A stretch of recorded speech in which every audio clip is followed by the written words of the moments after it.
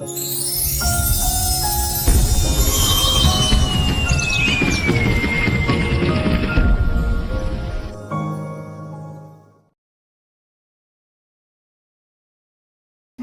పేతురు పత్రిక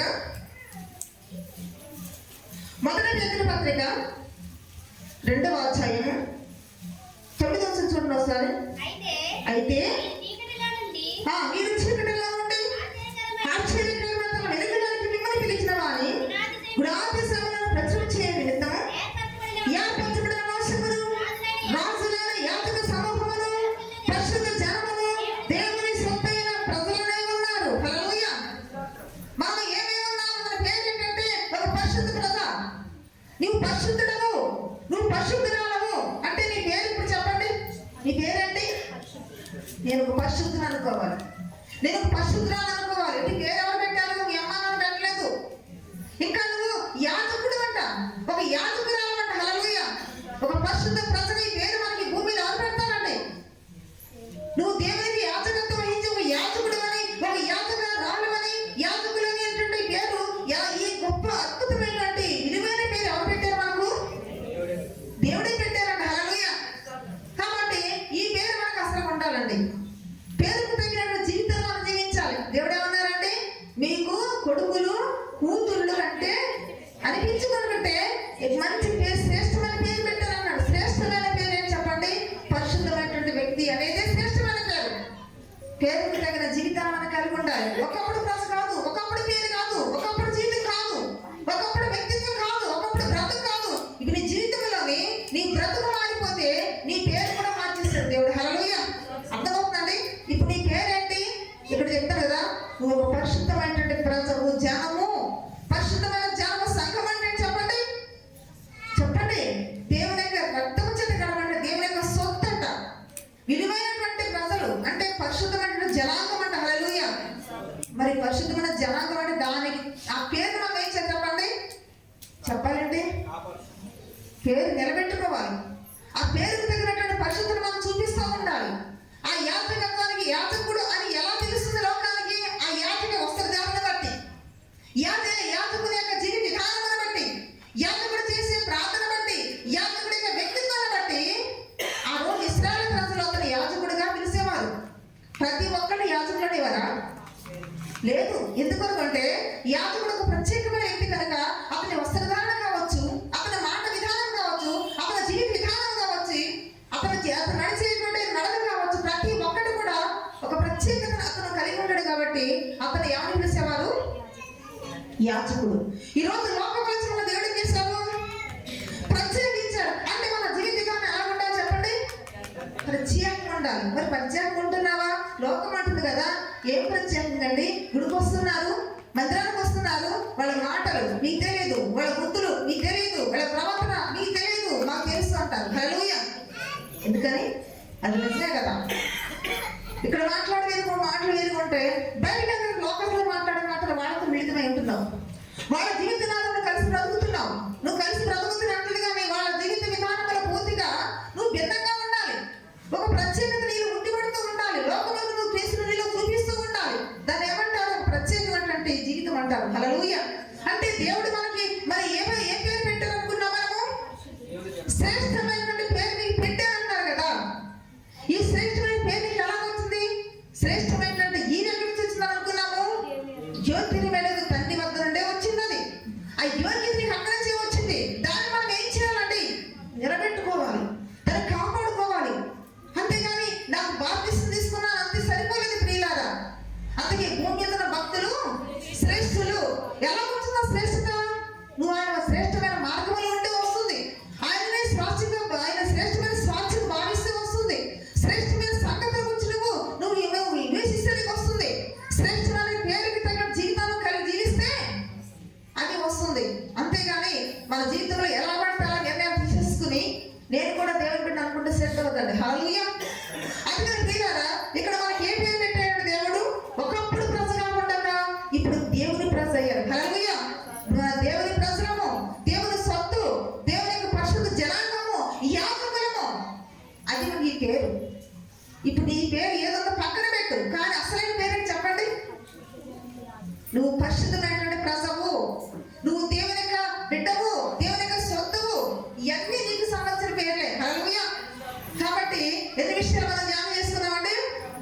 4 విషయాలు. 5వ మనం చూద్దాము. దానియేలు గ్రంథము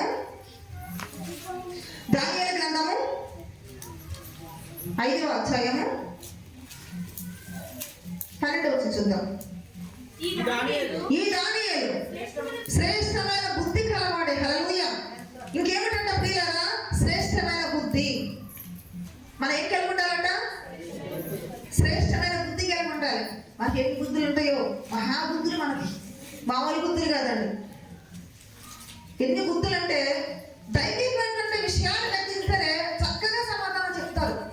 ఎక్కడ కూడా దొరకకూడదు, మనల్ని ఎవరు కూడా వేలెత్తి చూపించకూడదు. అక్కడ చెప్తానే సమాధానం నిజంగా మనకు తెలియటట్లు ఎవరికి ఉండదు. ఎక్కడికక్కడ మనం గచ్చిపోతులు పోసుకుంటుంటాం. ప్రియుల గచ్చిపోతులు ఎంత చెప్పండి చెప్పండి, గట్టిగా వాన కురిస్తే అదంతా పోద్ది. నీ వ్యక్తిత్వాన్ని కప్పుకోవటానికి నువ్వు ఇన్ని బుద్ధులు, ఎన్ని రకాల బుద్ధులు మాటలు చెప్పినా సరే పుట్టినే తెలిసిపోతాయి. అంతే. హల్లెలూయా. దైవ జ్ఞానం ఉన్నటువంటి వారి ముందు వాళ్ళు ఎంత మెలిదిరిగా మాట్లాడినా సరే ఏదో ఒక రకంగా దొరికిపోతారండి. హల్లెలూయా.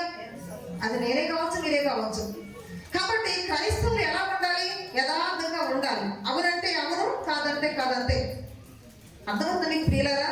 కాబట్టి మనం ఎటువంటి బుద్ధులు ఉండాలి? మనకి పనికిమాలిన బుద్ధులు కాదు, శ్రేష్టమైనటువంటి బుద్ధి ఉండాలంట.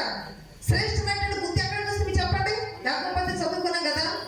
శ్రేష్టమైన ప్రతి ఇవన్నీ నీకు చెప్పాలంటే ఈవులండి. చెప్పాలంటే ఇవన్నీ ఈవులే, వరములు అనుకోవచ్చు. ఈరోజు వరములు అంటున్నారు చాలా మంది కూడా.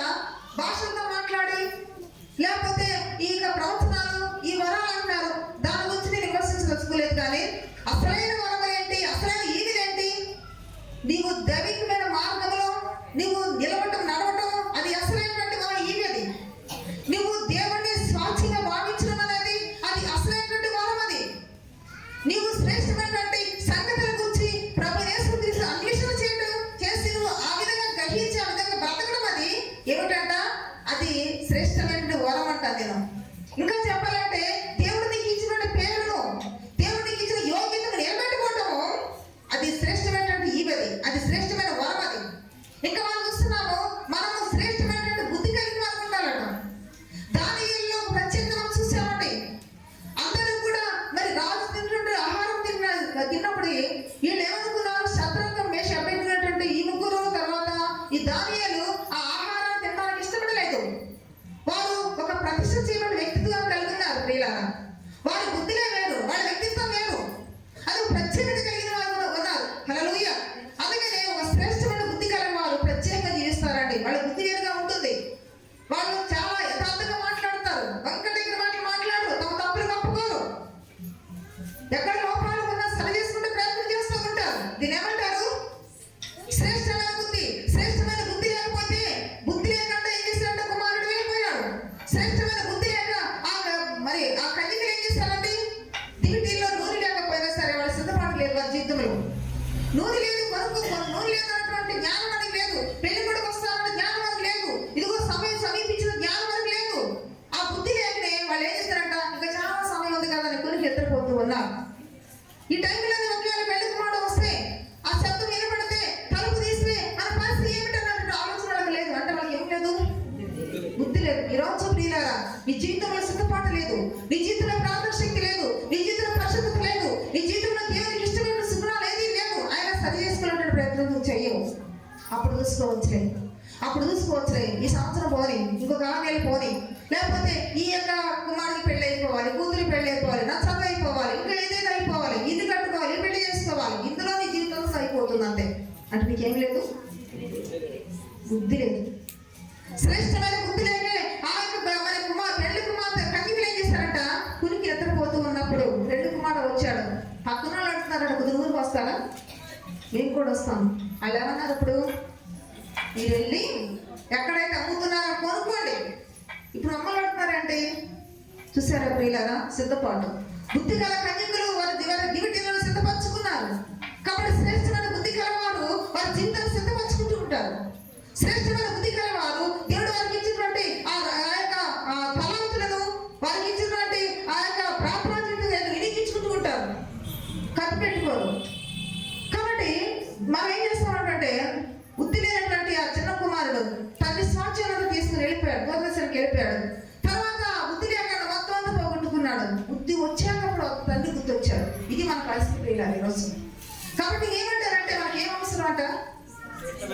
శ్రేష్టమైన బుద్ధి అవసరం. ఇది ఎవరు చూసాము మనము? దానియేలు మనం చూసాము ప్రియులారా. అందుకే ఏమంటారంటే ఇక్కడ చూడండి, ఆ మాట చదవండి. ఈ దానియేలు శ్రేష్టమైన బుద్ధి కలవాడే. హల్లెలూయా. ఈ దానియేలు ఏ బుద్ధి కలవాడట? అయితే మనకు కూడా ఏమవసరము? అది ఎక్కడ ఉందంట? కొలస్సీ పత్రిక చూద్దాం సరే. కొలస్సీ రాసిన పత్రిక 2వ అధ్యాయము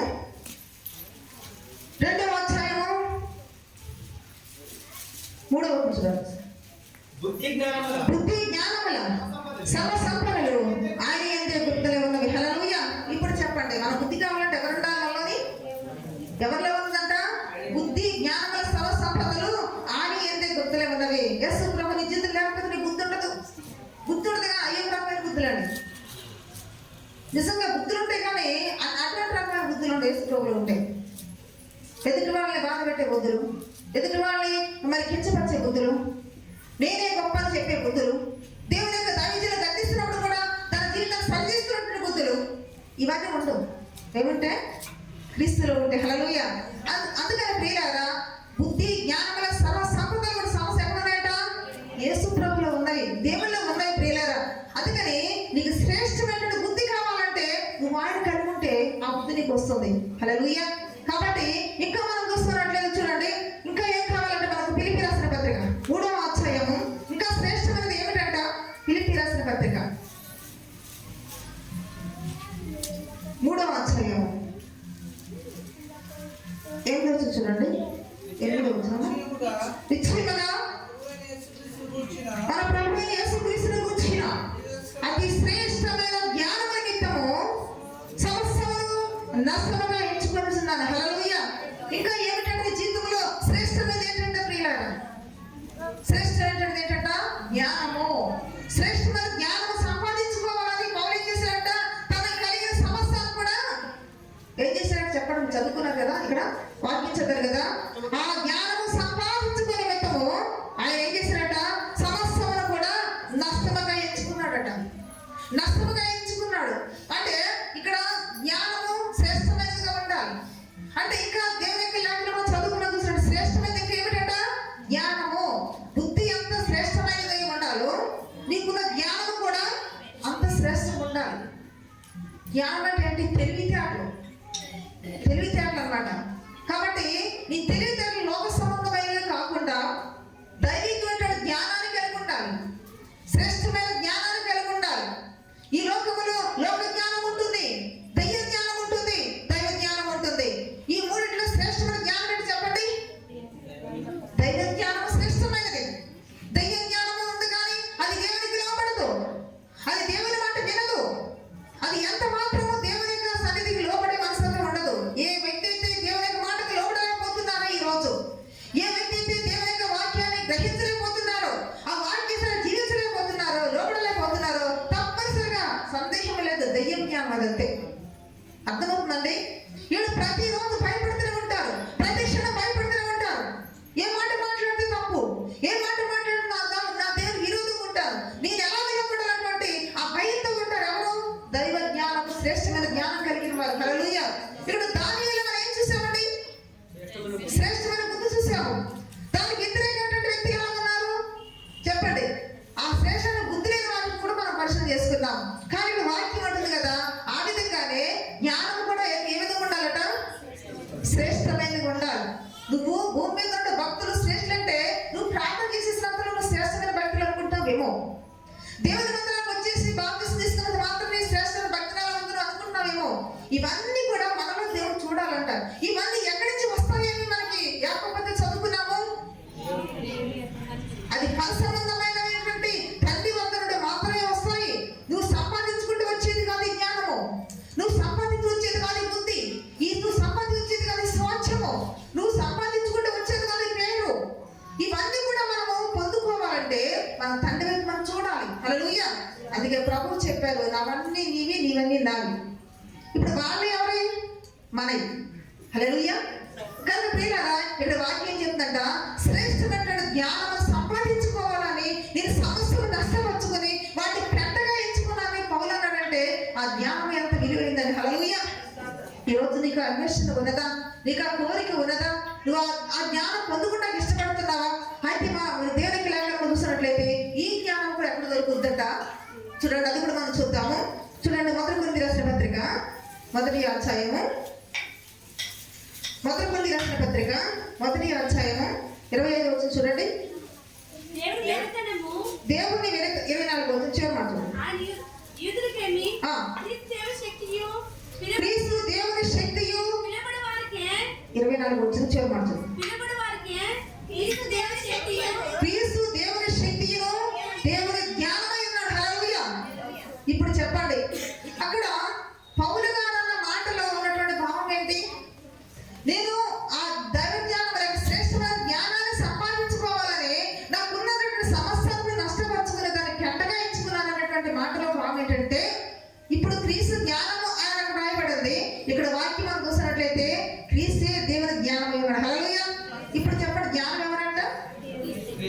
చదవండి, ఏమన్నాడు ఇక్కడ? దేవుని జ్ఞానమే. క్రీస్తు దేవుని శక్తియు దేవుని జ్ఞానమై ఉన్నారు.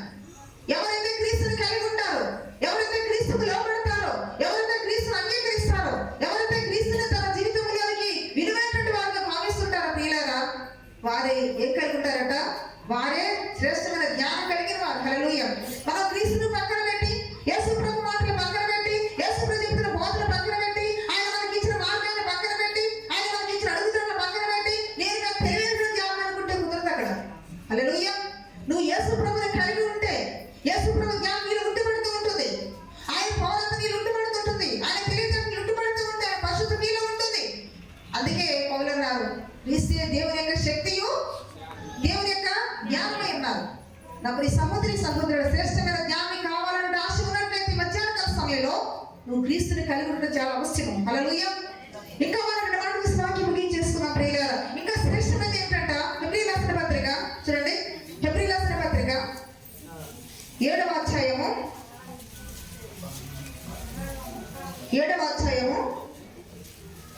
19వ చూద్దాం. ఆ ధర్మశాస్త్రము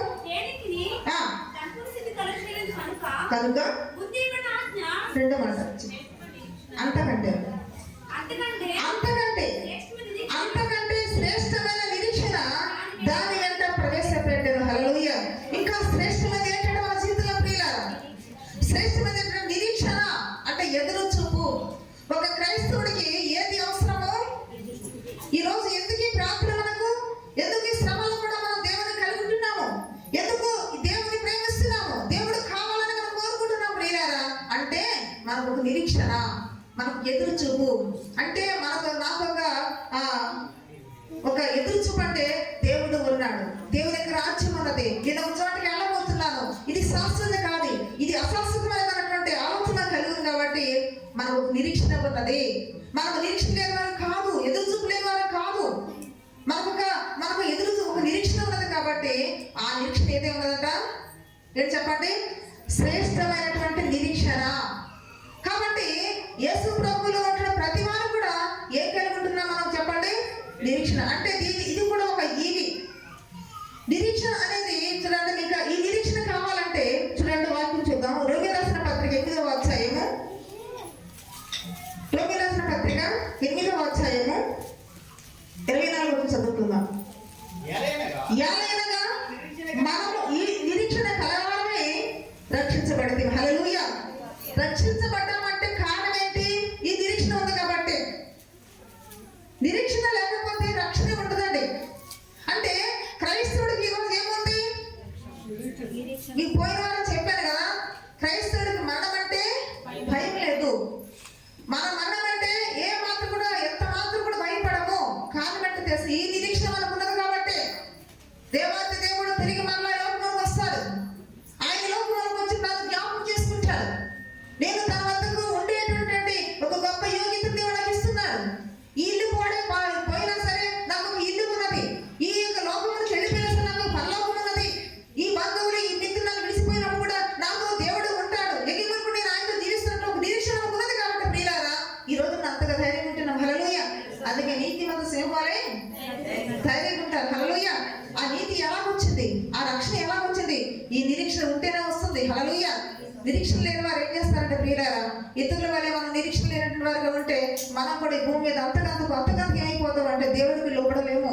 ప్రతి దినం కూడా చచ్చి బ్రతుకుతూ ఉంటాం. అర్థమవుతున్న ప్రియులారా, ఈ రోజు మన జీవితంలోని నిరీక్షణ కలవాలనే ఉండే ఏం పొందుకున్నామంట? చదవండి, ఇక్కడ మనం చదువుకున్నాం కదా, ఎలాగగా ఈ మనము నిరీక్షణ కలవాలై రక్షించబడి ఉన్నామంట. కాబట్టి ప్రియులారా, శ్రేష్టమైన నిరీక్షణ కూడా మనకు ఎక్కడి నుంచి వచ్చింది అనుకోవాలి? దేవుని నుండే వచ్చింది. యేసు ప్రభు లోకంలోకి రాకపోతే, ఆయన మన కొరకు మరణించకపోతే, తిరిగి మరలా ఆయన పునరుద్ధరణ లేకపోతే మనకు రక్షణ లేదు. అంతేకాకుండా నిరీక్షణ ఎంత మాత్రం కూడా లేదు. ప్రభు యేసు క్రీస్తు మృతుల్లో తిరిగి లేచారు అని నమ్మకంలోని మనకు విశ్వాసం ఉంది, నీతి ఉంది. ఆ నీతిగా ఆ రక్షణే ఈ నిరీక్షణ. అంటే ఇప్పుడు మనం ఏం చేస్తున్నాం? తిరిగి మరలా ఆయన వస్తాడు, మృతుల్లోంచి లేపబడి ఉన్నారన్న విషయాన్ని ఎలాగైతే మనం విశ్వసిస్తున్నామో, తిరిగి మరలా ఆయన లోకంలోకి వస్తారు అని మనం ఏం చేస్తున్నాం? మనము ఎదురు చూస్తూ ఉన్నాము. హల్లెలూయా. ఆ ఎదురు చూపు వలనే మనం ఏం చేయమంటే మనము రక్షించబడి ఉన్నాము. హల్లెలూయా. కాబట్టి శ్రేష్టమైనది ఏంటంట చెప్పండి? శ్రేష్టమైనది మనం ఏం చదువుకున్నాము? నిరీక్షణ కూడా శ్రేష్టమైనదే ఉండాలి. కాబట్టి మనం కూడా ఎదురు చూస్తూ ఉంటాము. ఈ లోకంలో ఏదో సంపాదించుకుంటాను, ఏదో చేస్తాను, ఏదో మనుషులతో ఎదురు చూస్తూ ఉంటాము. కాబట్టి శ్రేష్టమైనటువంటి ప్రతి ఇదిలో ఒక భాగము కూడా నిరీక్షణ.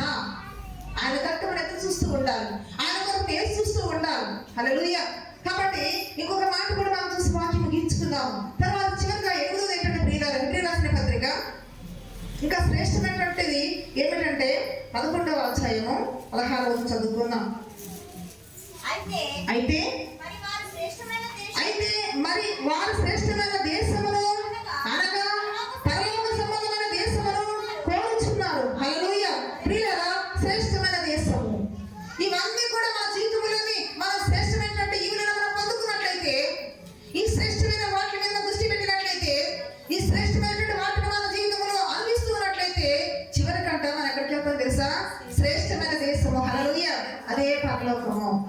పరలోకంలో వెళ్ళాలంటే ఈ శ్రేష్టమైన సంగతులన్నీ మన జీవితంలో అనుభవిస్తూ ఉండాలి.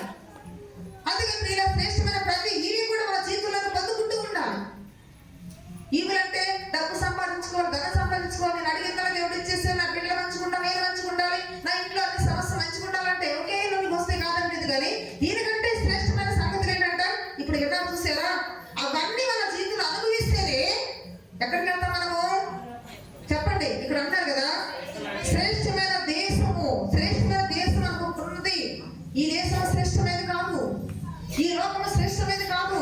ఏదో ఒక రోజు ఇది అంతమైపోతుంది, ఆకాశం భూమి గతించిపోతుంది, పంచభూతముల వికటమైన వేటతో సృష్టి లైవ్ అయిపోతుంది ప్రియులారా. అంటే దీనిలో మనకి ఇది సేఫ్టీ కాదు, ఇది ఏదో ఒక రోజు ఊగిపోతుంది, ఇది ఏదో ఒక రోజు పడిపోతుంది, ఇది ఏదో ఒక రోజు అంతమైపోతుంది, కాడిపోతుంది. ఇది స్థిరమైనటువంటి కాదు.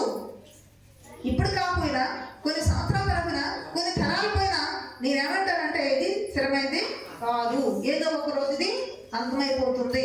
అంతము కానిది, శ్రేష్టమైనది, నిత్యమైనది, యుగములు కూడా నీవు నేను బ్రతకగలిగి నివసించగలిగేది అది శ్రేష్టమైన దేశం. హల్లెలూయా. ఆ శ్రేష్టమైన దేశంలో యుగములు మన దేవునితో నివాసం చేయాలంటే ప్రియులారా, ఈ శ్రేష్టమైన విషయాలను మన జీవితంలో అనుభవించాలి. అయితే శ్రేష్టమైన దేశంలో ఏముంటుందో తెలుసా? చదవండి, ప్రకటన గ్రంథము చూసి వాక్యం ముగించుకున్నాం. 21వ అధ్యాయము 2వ వచనం చదవండి. 2వ వచనము, మరియు నేను నూతనమైన యెరూషలేము అను ఆ పరిశుద్ధ పట్టణము తన భక్తులకు అలంకరించబడిన పెళ్లి కుమార్తె వలె సిద్ధపడి పరలోకమందున దేవుని వద్ద నుండి దిగి వచ్చుట చూచితిని. హల్లెలూయా. అది పరలోకము, దేవుని యొక్క సన్నిధి, అది క్రొత్త భూమి, క్రొత్త ఆకాశము, క్రొత్త సృష్టి. అది ప్రియులారా, అది దేవుని వద్ద ఉన్నది. అయితే అక్కడ ఏముంది? అదే శ్రేష్టమైనటువంటి దేశం. అది ఆ శ్రేష్టమైన దేశంలో ఈ దేశానికి ఏమీ వ్యత్యాసం ప్రియులారా. ఇక్కడ మనం చదువుకుంటున్నాం చూడండి, 3వ వచనము, అప్పుడు ఇదిగో దేవుని నివాసము మనుషులతో కూడా ఉన్నది. హల్లెలూయా. ఆ శ్రేష్టమైన దేశంలో మనకు ఎవరుంటారు తెలుసా? ఎవరుంటారంట? దేవుడు ఉంటాడట. దేవుని యొక్క నివాసము, దేవుని యొక్క సన్నిధి, దేవుని యొక్క సహవాసము మనుషులతో ఉంటుందండి. ఇక్కడ నిరీక్షణ మనకు ఉంటే, ఇక్కడ స్వాస్థ్యము భావించి ఉంటే, ఇక్కడ ఉన్నటువంటి ఆ పేరు నిలబెట్టుకుంటే, ఇక్కడ ఈ లోకంలో శ్రేష్టమైన ఏటో వాటి మీద నువ్వు యోచన కలిగి ఉంటే, ఆ కార్యములు అన్వేషణ చేస్తే, ఇదిగో దేవుని యొక్క నివాసం నీతో ఉంటుందన్న విషయాన్ని తెలియజేస్తుంది. హల్లెలూయా. ఉన్నది ఆయన వారితో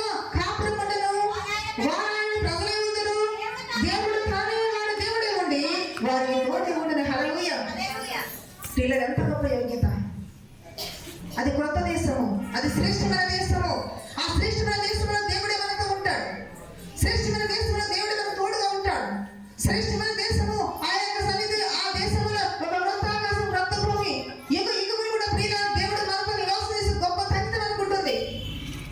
కాబట్టి ప్రియులారా, అయితే మనం ఏ దేశాన్ని కోరుకోవాలో వాక్యం తెలియజేస్తుంది. శ్రేష్టమైన దేశం మీద నిరీక్షణ కలిగి ఉండాలి. అందుకే ఇంకా ఏముంటుందంటే అక్కడ చూడండి, ఆయన వారి కన్నుల ప్రతి భాష మీద తుడిచివేయను. హల్లెలూయా. ఇక్కడ ఏడుపు, ఇక్కడ దుఃఖము, ఇక్కడ విచారము, ఇక్కడ ఎదురు చూపు ఏముండదు. అక్కడ మన ఏడవలసిన పని ఉండదు, దుఃఖించాల్సిన అవసరం ఉండదు. ఇది లేదు, అది లేదు, ఈ పని చేసుకోవాలి, ఆ పని చేసుకోవాలన్న బాధలు అక్కడ ఏది ఉండదు. హల్లెలూయా. అర్థమవుతున్నప్పుడు ఏది కట్టుకథలు కాదు, ఇది వాస్తవాలు. ప్రభువు యేసుక్రీస్తు వారు భూమి మీదకి ఆ మనిషి కుమారుడు వచ్చినటువంటి ప్రవచనం నెరవేరింది. ఆయన తిరిగి ఆయన ముందులో ఆయన మరణిస్తాడన్న ప్రవచనం నెరవేరింది. ఆయన తిరిగి లేస్తాడన్న ప్రవచనం నెరవేరింది. ఇక ఒకటే ఉన్నది, ఈ నెరవేరినప్పుడే నెరవేరండి. అర్థమవుతుంది ప్రియులారా. ప్రభువు యేసుక్రీస్తు వారు చెప్పిన ప్రతి లేఖనము దేవుని దగ్గర నెరవేర్చబడినప్పుడు ఇక ఒకటే ఉన్నది, ఏమిటది? ఆయన భూమి మీద మనందరం తీసుకొని రాబోతున్నాడు. హల్లెలూయా. నిండు స్థలంలో మీరు ఉండిలాగిన నేను మళ్ళా వస్తాను, మిమ్మల్ని తీసుకుని వెళ్తాను. ఏ దేశం అది? ఏ దేశం అండి? శ్రేష్టమైన దేశం అది. ఆ శ్రేష్టమైన దేశంలో ఏమేమి ఉంటాయంట? ఏమేమి ఉండవంటే ప్రియులారా, దేవుడు మనతో ఉంటాడు. అక్కడ ఏడుపు ఉండదు, దుఃఖం ఉండదు, బాధ ఉండదు, ఆకలి ఉండదు, దప్పిక ఉండదు, కన్నీరు సమాధానం ఉండదు. దేవుడే వారికి తోడే ఉంటాడు. హల్లెలూయా. ఇవన్నీ జరిగింది అంటే భూమి మీద ఈ ప్రవచనాలు అన్నీ కూడా తుంచే తప్పకుండా నెరవేర్చబడి అంటే అది అబద్ధం అనుకుంటున్నారా? ఇవి కట్టుకథ అనుకుంటున్నారా? బలవంతంగా నమ్మించాలని మాటలు చెప్తాను అనుకుంటున్నారా ప్రియులారా? ఈ వాస్తవాలు. ప్రభువు యేసుక్రీస్తు కన్యకకు పుట్టుట ఎంత వాస్తవమో, అలాగే ఆయన మరణించుట ఎంత వాస్తవమో, తిరిగి లేచుట ఎంత వాస్తవమో, ఆయన పరలోకానికి అరుదించుట వెళ్ళిపోవటం ఎంత వాస్తవమో, తిరిగి రాబోవటం కూడా అదే వాస్తవము. అది మన జీవితంలో పొందుకోవాలంటే, అది మన జీవితంలో నెరవేర్చబడాలంటే ప్రియులారా మనం ఏం కలిగి ఉండాలంట? ఈ శ్రేష్టమైనటువంటి ఈవులను మన జీవితంలో కలిగి ఉండాలి. అంతేగాని ఏదో వచ్చాము వెళ్ళిపోయినట్టే కాదు. శ్రేష్టమైనటువంటి వ్యక్తిత్వం నీలో దేవుడు చూడాలంటే ప్రియులారా చూసినప్పుడు ఇవన్నీ నీకు కలుగుతాయి. ఇంకేంటంటే చూడండి, అదే ఆయన వారి కన్నుల ప్రతి భాష మీద తుడిచివేయను, మరణం ఇక ఉండదు, నువ్వు చచ్చిపోతున్న భయం ఉండదు, ఈ రోగం అన్న భయం ఉండదు. ఇప్పుడు మన భయమే, ఈ రోగం వస్తే భయం, ఈ బలం వస్తే భయము, తిండి లేకపోతే భయము, నీళ్ళు లేకపోతే భయము.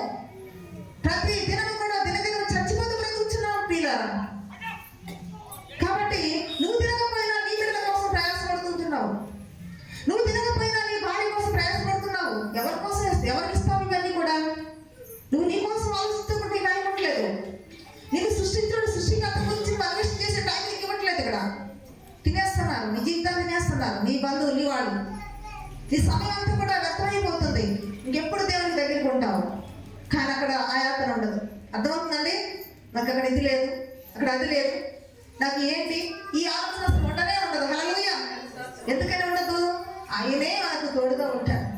ఆయనే మన కన్నుల ప్రతి భాష మీదను చూడండి, వారి కన్నుల ప్రతి భాష మీదను ఏం చేస్తాడు? ఆయన చూసేస్తారు. ఇక్కడ ఏడుస్తుంటే ఇంక ఏడు అంటారు. నీ కళ్ళలో నీళ్ళు వస్తున్నప్పుడు ఆహా అలాగంటారు, చాటుగా నవ్వుకుంటూ ఉంటుంది ఈ లోకం ప్రియులారా. కానీ అక్కడ అలా కాదు, నీ కళ్ళలో నీళ్ళు రానివ్వడు దేవుడు. హల్లెలూయా. ఎంత మంచి దేవుడు ప్రియులారా, ఎంత మంచి దేవుడు. మరి ఆయన కొరకు నీ జీవితాన్ని ఏ విధంగా తీర్మానం చేసుకోవాలనుకుంటున్నావు? హల్లెలూయా. అందుకే ఇది ఏమంటున్నారంటే, ఆ దుఃఖమైన ఏడుపైన వేదనైన నీకు ఉండదు, మొదటి సంగతులు గతించిపోయిన సింహాసనంలో నుండి వచ్చిన గొప్ప స్వరం చెప్పడం వింటుంది. హల్లెలూయా. కాబట్టి ప్రియ సహోదరి సహోదరుడా, నేనేమంటానంటే భూమి మీద భక్తులు శ్రేష్ఠులు, వారు దేవునికి ఇప్పుడు చెప్పండి, ఇప్పుడు చెప్పండి ఏంటి శ్రేష్టమైనది? మీరు విన్నారు కదా, శ్రేష్టమైనటువంటి విషయాలను మీరు విన్నారు ప్రియులారా. అందుకే శ్రేష్టమైన వాటి ఏందో ఏం చేయాలంటే మన శ్రేష్టమైన కార్యములు ఏందో మనము వివేచన కలిగి ఉండాలని మనం చదువుకున్నాం ప్రియులారా.